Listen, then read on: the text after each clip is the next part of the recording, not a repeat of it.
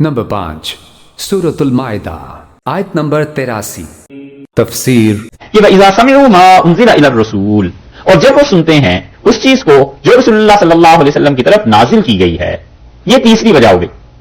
تَرَأَعْيُنَهُمْ، اگر تو دیکھے ان کی آنکھوں کو، مراد یہ ہے کہ جب وہ اس قرآن پاک کو سنتے ہیں جو اترا ہے رسول اللہ صلی اللہ علیہ وسلم پر، تو دیکھے ان کی آنکھیں تفیض من الدمع، ابل پڑتی ہیں، بہ پڑتی ہیں، مسلسل آنسو گرتے ہیں. تفیض کا مطلب ہے افاضہ سے نکلا ہے، اور افاضہ کا مطلب کثرت سے کسی چیز کا بہنا.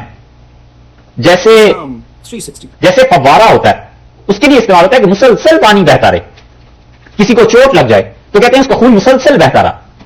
تو تیسری وجہ یہ ہے ان کی نصارہ کی کہ جب یہ اس چیز کو سنتے ہیں جو ہم نے حضور اکرم صلی اللہ علیہ وسلم پر نازل کی ہے تو تراعینہم، تو دیکھ ان کی آنکھوں کو، تفیض من الدمع، وہ کیا ہوتا ہے؟ آنسوؤں سے بے اختیار بہ پڑتے ہیں ان کے آنسو، مما، اس وجہ سے کہ عرفوا، انہوں نے پہچان لیا ہے، من الحق، حق میں سے تھوڑی سی چیز، کچھ حق جو انہوں نے پہچان لیا ہے، یہ تھوڑا سا حق، اس کی جو معرفت حاصل ہو گئی ہے، اس کی وجہ سے ان کی آنکھیں بہ پڑتی ہیں، رو پڑتے ہیں. تیسری چیز بیان کی کہ تم سے اس وجہ سے محبت ہے. یہ آیت کریمہ جو ہے یہ اصل میں نازل ہوئی ان لوگوں کی تعریف میں جہاں صحابہ کرام رضی اللہ عنہم ہجرت کر کے گئے تھے.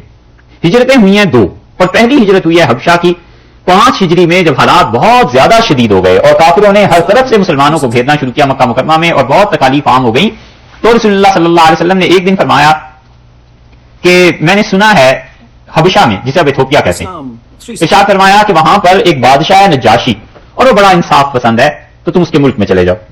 اور ارشاد فرمایا کہ میں نے سنا ہے نہ وہ خود ظلم کرتا ہے اور نہ اپنی سرزمین پہ ظلم ہونے دیتا.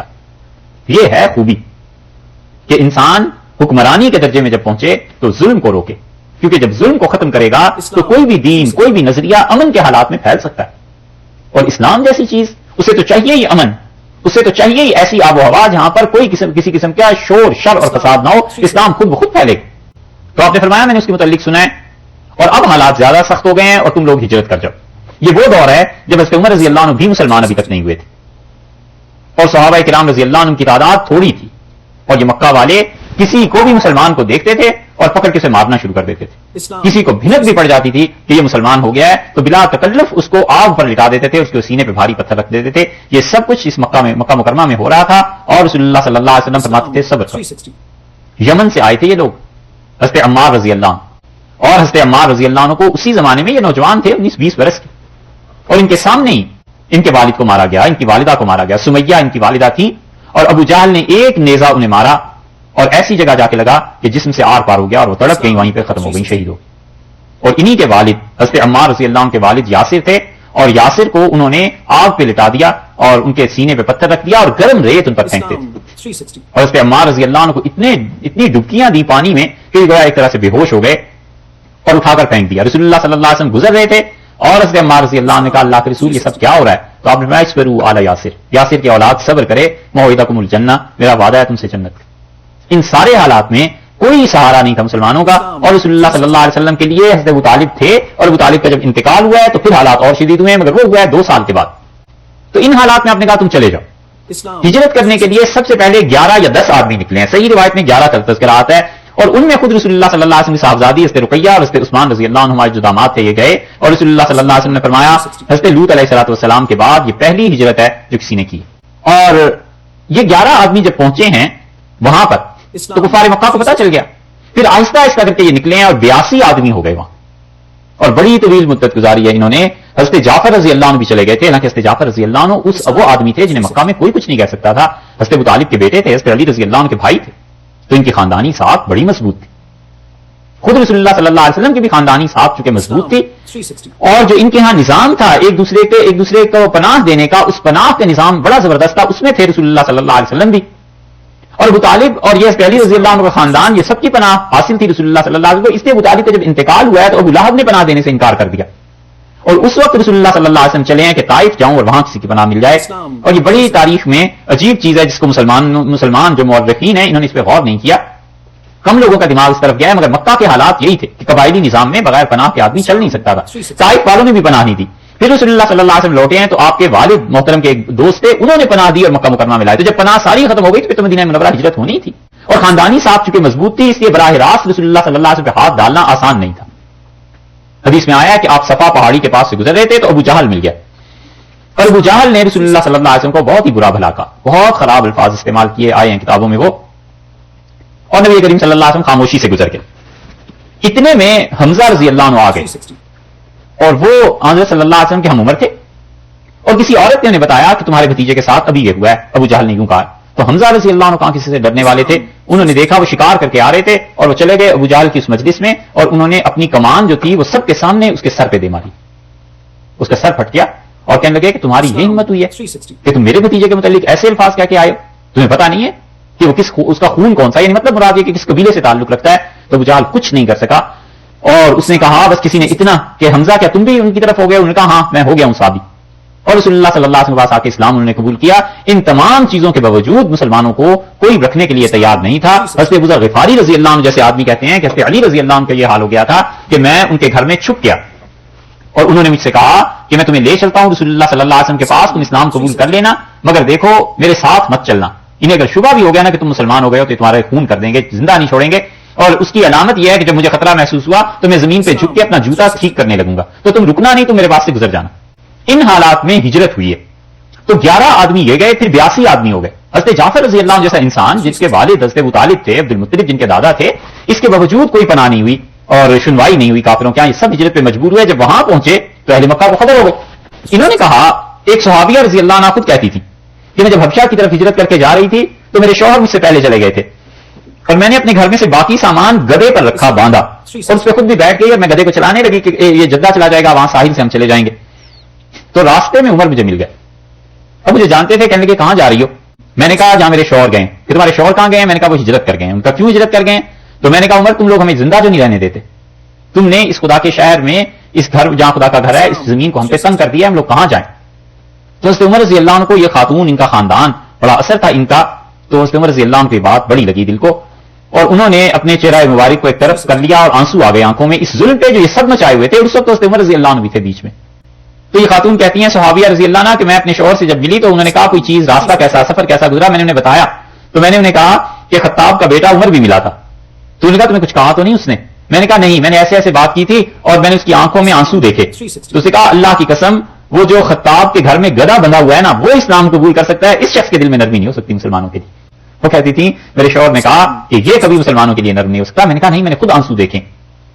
تو ہجرت ہوئی، اب پیچھے سے یہ لوگ چلے گئے مکہ والے، ان کے تعلقات تھے پرانے نجاشی سے، نجاشی بادشاہ تھے وہاں کے رحمہ اللہ، اور انہوں نے مسلمانوں کو پناہ دے دی، آئے مسلمان رہے۔ یہاں سے گئے ہیں عمر بن العاص رضی اللہ عنہ جو بعد میں مسلمان ہوئے، عمر بن عاص بن وائل، عاص بن وائل جس کی مذمت میں قرآن میں آیات نازل ہوئی ہیں نا، یہ ان کے بیٹے تھے عمر بن العاص۔ تو یہ گئے ہیں اور یہ اپنے ساتھ اور لوگوں کو بھی لے گئے، اور جاتے ہوئے بہت چیزیں لے کے گئے۔ ہندوستان سے جو چمڑا جاتا تھا یہ عربوں میں بہت پسند کیا جاتا تھا۔ مکہ مکرمہ کوئی ایسے ہی نہیں تھا جیسے گاؤں ہو، شہر تھا، باقاعدہ منڈیاں تھیں، محلے تھے، ایسے محلے جہاں صرف شراب بنتی تھی، ایسے محلے جہاں پہ صرف ترکاری سبزی یہ چیزیں فروخت ہوتی تھی، ایسے محلے جہاں پر میناکاری کا سامان بکتا تھا، جہاں پر ایسے محلے اور گلیاں جہاں پہ صرف چمڑا بکتا تھا۔ تو ہندوستان کا چمڑا لے گئے، اور چمڑا بڑا پسند تھا ان لوگوں کو، بڑے تحائف انہوں نے پیش کیے۔ خیر مختصر یہ کہ جب وہاں پہنچے تو انہوں نے کہا کہ تم کس لیے آئے ہو؟ انہوں نے کہا یہ ہمارے لڑکے ہیں اور ایک ایسے دین میں چلے گئے ہیں جو ہمارا بھی دین نہیں ہے اور آپ کا بھی دین نہیں ہے، اور یہ کسی نئے دین کے پیروکار بن گئے ہیں اور ہمارے گھروں سے بھاگ آئے ہیں، تو یہ ہیں ہمارے ہی لڑکے، اور ان کے والدین نے ہمیں آپ کے پاس بھیجا ہے کہ آپ ان کو ہمارے ساتھ بھیج دیں۔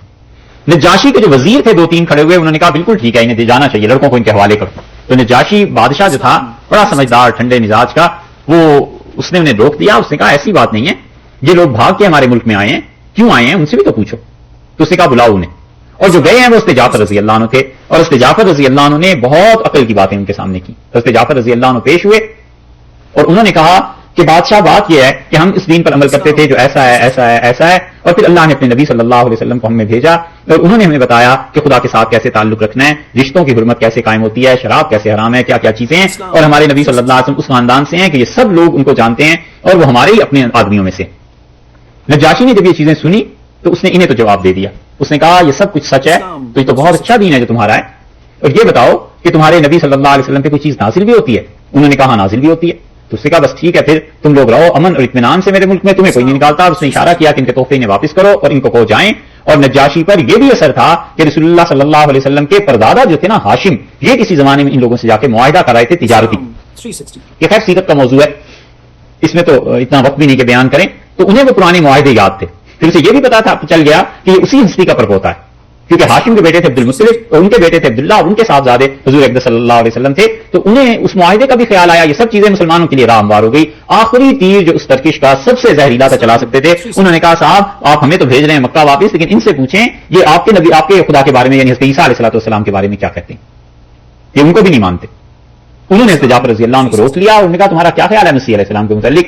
تو انہوں نے سورہ مریم کی آیات پڑھ دی اور کہا کہ اللہ نے یہ کہا ہے جو رسول اللہ صلی اللہ علیہ وسلم پہ نازل ہوا ہے میں آپ کو پڑھ کے سنا دیتا ہوں. اور وہ اس طرح ایک پاک خاتون جو کنواری تھی مریم, ان کے صاحبزادے تھے, ان کے بیٹے تھے. تو مسلسل روتا رہا نجاشی, اور جتنے اس کے پاس بیٹھے ہوئے تھے پادری جو اس زمانے کے تھے تو رات کھول کے پڑھ رہے تھے. اور جب انہوں نے اس سے جعفر رضی اللہ عنہ کی باتیں سنی ہیں تو سیرت کی کتابوں میں آتا ہے کہ ان کے اتنے آنسو گرے کہ کتابیں جو سامنے رکھی تھی تر ہو گئی. اور نجاشی نے وہاں سے ایک تنکا اٹھایا اور اس نے جعفر رضی اللہ عنہ سے کہا کہ اللہ کی قسم عیسیٰ اس تنکے سے کم یا زیادہ نہیں تھے جو کچھ تم نے بیان کیا ہے, بس اتنے ہی تھے جو تم لوگوں نے کہا ہے. اس کا چلے جاؤ, میرے ملک میں تمہیں امن ہے, کوئی نہیں چھڑے گا. یہ واپس آ گئے. اور پھر نجاشی کو جب اندازہ ہوا اور چیزوں کا تو انہوں نے 80 سے زیادہ آدمی رسول اللہ صلی اللہ علیہ وسلم کی خدمت میں بھیجے, اپنے بیٹے کو بھی بھیجا, اسلام بھی قبول کیا اور لکھا انہیں خط میں کہ میں خود حاضر ہوتا مگر مجھے اپنی مملکت کے کام ہے اور صاحبزادے بیٹے کو بھیج رہا ہوں. اور وہ جہاز راستے میں کہیں ڈوب گیا, ختم ہو گیا, وہ لوگ پہنچ نہیں سکے. 9 ہجری میں ہوا ہے نجاشی کا انتقال. اب یہ 5 نبوی میں ہوئی ہے ہجرت حبشہ کی. حبشہ کے بعد ہجرت ہوئی ہے آگے مدینہ منورہ کی. تو یہ 5 نبوی میں, اس کے بعد آپ اندازہ کیجئے کہ رسول اللہ صلی اللہ علیہ وسلم اس کے بعد 7 برس مزید مکہ میں رہے. 8 برس 5 میں ہوئی نا, تو 13 نبوی میں آپ نے ہجرت فرمائی ہے. 8 برس یہ, اور 7 برس کے بعد خیبر ہوئی ہے 7 ہجری میں. 8 اور 7 15 سال کے بعد حضرت جعفر رضی اللہ عنہ واپس آئے. کیونکہ رسول اللہ صلی اللہ علیہ وسلم مدینہ منورہ ہجرت ہو گئی تھی تو صحابہ رضی اللہ عنہ نے واپس آنا شروع کر دیا تھا. اسی لیے حضرت عبداللہ ابن مسعود تھے, حضرت عبدالرحمن ابن عوف رضی اللہ عنہ وغیرہ, یہ جب حبشہ پہنچ گئے تھے, جب پتا چلا کہ رسول اللہ صلی اللہ علیہ وسلم تشریف لے آئے مدینہ منورہ میں, تو یہ آ گئے اور اسی لیے یہ بدر میں شریک بھی ہو گئے تھے. اور بڑی تعداد مسلمانوں کی لوٹی ہے اس وقت جب غزوہ خیبر ہوا ہے. اور رسول اللہ صلی اللہ علیہ وسلم خیبر کے دن اپنے گھر تشریف لائے, خیبر کی فتح سے فارغ ہو کے. اور اس کے عائشہ رضی اللہ عنہ فرماتی ہیں لیٹے ہوئے تھے چارپائی پہ, تو دروازے پہ دستک ہوئی اور آپ نے پوچھا کون, تو آواز آئی کہ جعفر. آپ نے کہا کون جعفر؟ انہوں نے کہا جعفر ابو طالب کا بیٹا. تو رسول اللہ صلی اللہ علیہ وسلم اٹھے اور اتنی تیزی سے بھاگے دروازے کی طرف, دروازہ کھولا اور جعفر رضی اللہ عنہ کو چمٹا لیا اور ان کی ماتھے پہ پیشانی پہ بوسہ دیا. اور آپ نے فرمایا جعفر اللہ کی قسم میں فیصلہ نہیں کر سکتا کہ تمہارے آنے سے زیادہ خوشی ہوئی ہے یا خیبر کی فتح سے زیادہ خوشی ہوئی. حضرت جعفر رضی اللہ عنہ سے محبت بہت تھی رسول اللہ صلی اللہ علیہ وسلم کو. ان کی اولاد کے لیے ایک ایسا جملہ رسول اللہ صلی اللہ علیہ وسلم نے فرمایا ہے, ہمارا نہیں خیال کہ کسی کے لیے بھی حدیث میں ایسا جملہ آیا. یہ ان کی شہادت ہوئی ہے غزوہ موطا میں, اگلے سال شہید بھی ہو گئے حضرت جعفر رضی اللہ. اور ان کے بیٹوں کو نبی کریم صلی اللہ علیہ وسلم نے دیکھا تیسرے دن, اور آپ نے فرمایا کہ جعفر کے بیٹوں کو لاؤ. جب لائے گئے تو آپ نے فرمایا ان کے بال اترواؤ, انہیں نہلاؤ, کپڑے پہناؤ. اور حضرت جعفر رضی اللہ عنہ کی اہلیہ حضرت اسما بنت امیس تھی. اسما کہتی ہیں جب میں نے اپنے بچوں کو پیش کیا تو میں رو رہی تھی کیونکہ میرے شوہر کی شہادت ہو گئی تھی. تو رسول اللہ صلی اللہ علیہ وسلم نے فرمایا تم جعفر کی اولاد کے لیے پریشان ہو؟ تو میں نے کہا جی. تو آپ نے فرمایا دنیا اور آخرت دونوں میں ان کا وارث ہوں, میں ان کا ولی, دونوں جہانوں میں فرمایا یہ میری اولاد ہے. رسول اللہ صلی اللہ علیہ وسلم نے اتنا بڑا جملہ دونوں جہانوں کے متعلق ان کے لیے فرمایا, تصریح کی کہ دنیا اور آخرت دونوں جگہ میری اولاد ہے. یہ بہت بڑا جملہ تھا جو رسول اللہ صلی اللہ علیہ وسلم نے ان کے لیے فرمایا تھا. تو مسلمان آئے ہیں اس وقت, وہاں پر جو چیزیں پیش آئیں ان میں سے ایک چیز تو یہ ہوئی. دوسری چیز یہ ہوئی کہ بہت سے پادریوں نے سنا, اور وہ 100 سے کم تھے, اتنی بڑی تعداد میں وہ مدینہ منورہ آئے. اور سیرت کی کتابوں میں مختلف عدد لکھا ہے, بہرحال 100 سے کم تھے. اور انہوں نے آ کے رسول اللہ صلی اللہ علیہ وسلم کے ہاتھ پہ بیعت بھی کی اور عرض کیا کہ اللہ کے رسول آپ ہی ہیں آخری نبی جن کا تورات انجیل میں ہم پڑھتے آئے ہیں, اور آپ کا انتظار تھا, آپ اب آ گئے ہیں, تو اللہ نے جو چیز نازل کی آپ ہمیں وہ سنائیں. تو رسول اللہ صلی اللہ علیہ وسلم نے سورہ یاسین انہیں پڑھ کر سنائی. صحابہ رضی اللہ عنہ کہتے ہیں ہم نے انہیں دیکھا اور مسلسل آنسو ان کے گرتے تھے, اور انہوں نے آخر پہ کہا کہ یہ وہی کلام ہے جو اللہ نے نازل کیا تھا عیسیٰ علیہ السلام پہ, آپ پہ بھی. یہی نجاشی نے کہا. نجاشی نے تو عجیب جملہ کہا, اس نے کہا یہ جو جعفر تم سناتے ہو رضی اللہ عنہ, یہ نور اسی نور سے نکلا ہے جو نور مسیح علیہ السلام کو انجیل میں دیا گیا. کہا یہ اسی نور کی کرنیں ہیں, ایک کرن مسیح علیہ السلام کو آئی ہے اور ایک اس شخص کے پاس ہے جو تمہارے نبی صلی اللہ علیہ وسلم ہے. اللہ نے اس واقعے کی طرف فرمایا کہ یہ نسبتاً تمہارے دوست ہیں. کیوں نجاشی؟ اور یہ وَإِذَا سَمِعُوا مَا أُنزِلَ إِلَى الرَّسُولِ, جب وہ سنتے ہیں اس چیز کو جو نازل کی گئی ہے رسول اللہ صلی اللہ علیہ وسلم کی طرف, یعنی قرآن کو, تَرَىٰ أَعْيُنَهُمْ, تو غور کرے ان کی آنکھوں پہ, تَفِيضُ مِنَ الدَّمْعِ, تو وہ کیا ہوتی ہیں, بہہ پڑتی ہیں, مسلسل رواں ہو جاتی ہیں آنسوؤں سے. اور اللہ کی معرفت یہ چیز جب حاصل ہوتی ہے تو آدمی کو تاب نہیں لا سکتا قرآن پاک سننے کی. اللہ کی صحیح معنی میں معرفت حاصل ہو جائے اور دل میں اللہ کے ساتھ تعلق ہو, حیرانی ہے کوئی آدمی قرآن کو سن سکے بغیر روئے. اس لیے یہاں پر جس رونے کا تذکرہ آیا ہے اس کا مطلب یہ ہے کہ ان لوگوں کا رونا ایسا ہوتا تھا کہ مسلسل آنسو بہتے تھے مگر جسم میں کوئی خاص حرکت نہیں تھی. قرآن نے یہ اشارہ دیا ہے کہ وہ روتے رہتے ہیں قرآن کو سن کے. اللہ نے جو چیز رسول اللہ صلی اللہ علیہ وسلم پر نازل کی ہے, اور یہ بہت جگہ صحابہ کرام رضی اللہ عنہ کے متعلق بھی آیا. حضرت ابوبکر رضی اللہ عنہ کے متعلق آیا ہے صحیح بخاری میں کہ جب قرآن پڑھا جاتا تھا تو انہیں اپنی آنکھوں پہ قابو نہیں رہتا تھا. ایسے لوگ بھی تھے جو قرآن پاک کی تلاوت کرتے تھے اور پھر ایسے جیسے ان کے لیے کوئی چیز اس سے زیادہ مرغوب نہیں ہے. بہت سے واقعات ہیں ان کا, خیر کیا ذکر کریں. تو ارشاد فرمایا کہ تفیض من الدم, انہیں دیکھو وہ کیا ہوتا ہے, ان کی آنکھوں میں آنسو شدید مسلسل بہنے لگتے ہیں. مما, اس سبب سے کہ عرفوا من الحق, انہوں نے حق میں سے کسی چیز کو جانچ لیا ہے, کسی چیز کو پرکھ لیا ہے, حق ان کے پاس پہنچا, پہچان لی انہوں نے حق کی بات. اس وجہ سے معرفت کی وجہ سے وہ رو پڑے. یہ کیفیت تاری ہو گئی نا رونے کی, اور بے اختیاری کی کیفیت ہے, اپنا اختیار تھوڑا ہی ہے. یہ جو بے اختیاری کی کیفیت کبھی کبھی اللہ اس کے رسول صلی اللہ علیہ وسلم کے کلام کو سن کے حاصل ہو جاتی ہے, اللہ کی معرفت جس کا آدمی کو ہوتی ہے, اسی کو وجد کہتے ہیں. یہ جو صوفیہ کے قصوں میں ملتا ہے نا کہ ان پہ وجد طاری ہو گیا, تو وجد کا مطلب حال ایک خاص قسم کا طاری ہو گیا, بشرطے کہ وہ آدمی صحیح معنی میں عارف باللہ ہو, بشرطے کہ اللہ کی واقعی اسے معرفت حاصل ہو. تو وجد ایک کیفیت ہی ہے نا جس میں آدمی کا اپنا اختیار نہیں ہے. اس نے جو کچھ سنا, اس سننے کی وجہ سے اللہ کے ساتھ ایسا تعلق ہو گیا کہ دنیا و ما فیہا سے بے خبر ہو گیا. یہی وجد کہلاتا ہے, یہی یہاں کیفیت. کون سی چیز ایسی ہے ہمیں نہیں سمجھ آئی آج تک جو تصوف, سلوک, احسان, تزکیہ, ایک ہی چیز کے کئی ایک نام ہے, اس میں کون سی کیفیت اور چیز ایسی ہے جو محققین نے, صوفیہ نے اس کے متعلق کہا ہے کہ یہ چیز ہوتی ہے, اور اس کا ثبوت قرآن و حدیث سے نہ ملتا. ہر چیز کا ثبوت ملتا ہے, صرف بات اتنی ہے کہ لوگ پڑھتے نہیں. وجد کس چیز کا نام ہے؟ کوئی اسی چیز کا نام ہے کہ کوئی آدمی اشعار سنتا ہے, کوئی آدمی قرآن سنتا ہے, حدیث کی کوئی جملہ سنتا ہے, بے اختیار سر دھننے لگتا ہے کہ کیا بات کہی اللہ نے, کیا بات اللہ تعالیٰ نے فرمائی ہے, اسے معرفت خدا کی حاصل ہے نا, تو اس میں محو ہو جاتا ہے. اسے صوفیہ وجد کہتے ہیں. یہ کیا ہے؟ اللہ نے فرمایا جب وہ قرآن پاک کو سنتے ہیں انہیں اپنی آنکھوں پہ کوئی بس نہیں, قابو نہیں ہے, بے اختیار تسلسل کے ساتھ رونے لگتے ہیں, تھوڑا بہت رونا بھی نہیں. حدیث میں آیا ہے کہ نجاشی کی داڑھی ٹپکنے لگے اس سے آنسو شدید, جیسے بہنے لگتی ہے داڑھی سے, آنسوؤں کی لڑی لگ گئی قرآن پاک کو سننے کی وجہ سے. یہی چیز ہے. یقولون, وہ دعا مانگتے ہیں اللہ سے اور کہتے ہیں جب قرآن پاک کی معرفت انہیں حاصل ہو گئی اور روئے وہ اس بات پر, تو اللہ نے فرمایا یقولون ربنا, وہ کہتے ہیں ہمارے پروردگار, آمنا, ہم ایمان لائے. اے اللہ, جو چیز آپ نے نازل کی ہے ہم اس چیز پر ایمان لائے. اور رسول اللہ صلی اللہ علیہ وسلم خود جب قرآن سنتے تھے, حدیث میں آتا ہے حضرت صلی اللہ علیہ وسلم اپنی آنکھوں پہ قابو نہیں رکھ سکتے. حضرت عائشہ رضی اللہ عنہ اس بات کی گواہی دیتی. حضرت عائشہ رضی اللہ عنہ فرماتی ہیں کہ ایک مرتبہ رات بھر حضرت صلی اللہ علیہ وسلم کھڑے رہے اور روتے رہے, اور بار بار یہ آیت پڑھتے رہے کہ ان تعذبہم فانہم عبادک, اور اللہ اگر تو انہیں عذاب دے اپنی مخلوق کو, یہ سب تیرے بندے ہیں, اور اللہ تو اگر انہیں معاف فرما دے تو یہ تیرے شایان نشان ہے, تو بادشاہ ہے, تو انہیں معاف فرما سکتا ہے. ساری رات اس میں گزرتی. حضرت عمر رضی اللہ عنہ کا یہ حال تھا, جنہیں لوگ بہت سخت کہتے ہیں اور سب کچھ کہتے ہیں. حضرت عمر رضی اللہ عنہ کے جیسے آدمی کے متعلق بخاری میں اور دیگر کتابوں میں آیا ہے, لوگ کہتے تھے کہ امیر المومنین کو اگر کسی آدمی نے گرا دینا ہوتا تھا, اور امیر المومنین رضی اللہ عنہ وقافن, بالکل رک جاتے تھے, کسی نے رکوانا ہوتا تھا کسی کام پہ تو قرآن پڑھ دیتا تھا. کہا نا وقافن عند حدود اللہ, جب قرآن سنتے تھے امیر المومنین تو چپ ہو جاتے تھے. حضرت عمر رضی اللہ عنہ کو تو حال یہ تھا کہ ایک مرتبہ رات کو گشت کرتے تھے مدینہ منورہ میں, تو ایک جگہ چلے گئے اور ایک عورت اشعار پڑھ رہی تھی. وہ چرخا کاٹ رہی تھی رات کو اور شعر پڑھ رہی تھی کہ اللہ تیری بھرپور رحمتیں نازل ہوں اس ہستی پر جو دنیا سے چلی گئی. اور وہ بڑے چنے ہوئے لوگ تھے اور وہ بڑے اچھے لوگ تھے, اور کیا کوئی دن ایسا بھی آئے گا جس دن ان کے ساتھ جس گھر میں وہ سب چلے گئے ہیں میں بھی داخل ہو سکوں گی. تو حضرت عمر رضی اللہ عنہ اس کے شعر سنتے رہے اور خیمے سے باہر بیٹھ کے روتے رہے, اور پھر کہا کہ میں آ سکتا ہوں. تو اس سے پوچھا کون, اپنا تعارف کرایا, تو اس نے کہا عمر کا کیا کام اس وقت. تو فرمایا تم شعر پڑھ رہی تھی, تو کیا یہ ہو سکتا ہے کہ تم عمر کو بھی اس شعر میں شامل کر لو.